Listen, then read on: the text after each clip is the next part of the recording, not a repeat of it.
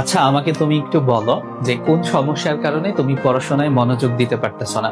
তুমি যদি ভাবো যে তুমি সমস্ত সমস্যার সমাধান হওয়ার পরে পড়াশোনা করবে, এই সময়টা তুমি কোনোদিনই পাবে না।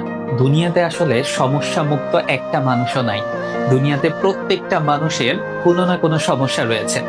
তুমি যে এক্সকিউজের কারণে পড়ার টেবিলে বসতেছো না, তাহলে তোমাকে একটা গল্প শোনাই, দেখা তো তুমি তার থেকে ভালো অবস্থানে আছো কিনা। কিছুদিন আগে আমি সুন্দরবন গিয়েছিলাম, সাতক্ষীরাতে আমার এক স্টুডেন্টের বাসায় গিয়েছিলাম। সো তার পরিবারের সাথে মেশার সুযোগ হয় এবং তার থেকে তার পড়াশোনার রুটিনটা জানার চেষ্টা করি। তো সে আমাকে বলে যে ভাইয়া, আমাকে পরিবারের অনেক বড় একটা দায়িত্ব পালন করতে হয়।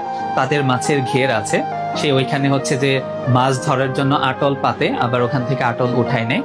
এটার পেছনে তার ঘন্টা চারেক সময় অ্যাটলিস্ট প্রতিদিন ব্যয় হয়। সো সে আক্ষেপের সুরে আমাকে বলতেছে, যেখানে অন্যান্য যারা আছে তারা ফজরের নামাজের পরে ভোকাবুলারি নিয়ে বসে, আর আমি যাই ঘের থেকে চিংড়ি মাছ সংগ্রহ করতে। তো সে আসলে অনেক আক্ষেপের সুরে কথাটা বলেছিল, বাট সে যে চিংড়ি মাছের ঘেরে সময় নষ্ট করা বা অন্যান্য জায়গায় সময় নষ্ট করার কারণে পড়াশোনা বাদ দিয়ে দিয়েছে এমন না। সে কিন্তু তার জায়গা থেকে সর্বোচ্চ এফোর্ট দেওয়ার চেষ্টা করতেছে। এখন তুমি কি তার থেকে খারাপ অবস্থানে আছো যে তুমি সময় নষ্ট করতেছো? সে কিন্তু তার প্রতিকূলতার সাথে ফাইট করে পড়াশোনা করতেছে। তার এসএসসির রেজাল্টটা অনেক ভালো, এইচএসসির রেজাল্টটা অনেক ভালো। তো আশা করি সে অ্যাডমিশনে অনেক ভালো একটা রেজাল্ট করবে। তাই তুমি যে এক্সকিউজ দিয়ে পড়ার টেবিলে বসতেছো না, তুমি নিজেই নিজেকে প্রশ্ন করো, তুমি কি কোনো কঠিন পরিস্থিতিতে আছো যে কঠিন পরিস্থিতির কারণে আসলে তুমি পড়ার টেবিলে বসতে পারতেছো না? নাকি শুধুমাত্র একটা অজুহাতের জন্য তুমি পড়ার টেবিলে বসতেছো না?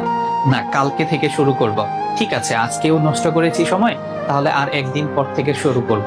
এভাবে দেখতে দেখতে ওই একদিন পরে পড়ার টেবিলে বসাটা আর হয়ে উঠতেছে না। এর দোষ শুধুমাত্র তোমার। এভাবে যদি তুমি ফাঁকি দিতে থাকো, একটা সময় দেখতে পারবা যে তোমার হাতে আর একদমই সময় নাই। তুমি যে একদিন পরে পড়ার টেবিলে বসতে চেয়েছিলা, একদিন পরে তোমার পরীক্ষা চলে আসবে। এন্ড ফাঁকি দেওয়ার ফলস্বরূপ পরীক্ষার রেজাল্টটা কি হবে এটা তো আমরা ধারণা করেই নিতে পারি। তাই অজুহাত না দিয়ে পড়ার টেবিলে বসো।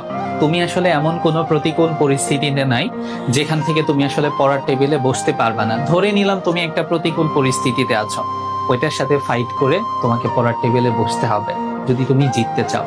আর যদি তুমি হেরে যাও, তাহলে তো আর কখনোই যে জয়ের আনন্দ, এই আনন্দটা উপভোগ করতে পারবে না। তাই সকল প্রতিকূলতাটাকে এক পাশে রেখে পড়ার টেবিলে বসতে হবে। দিন শেষে সবাই সফল হব ইনশাআল্লাহ।